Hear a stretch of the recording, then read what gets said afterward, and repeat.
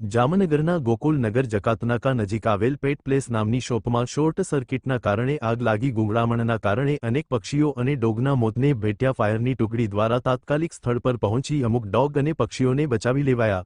ટોળા એકત્રિત થયા.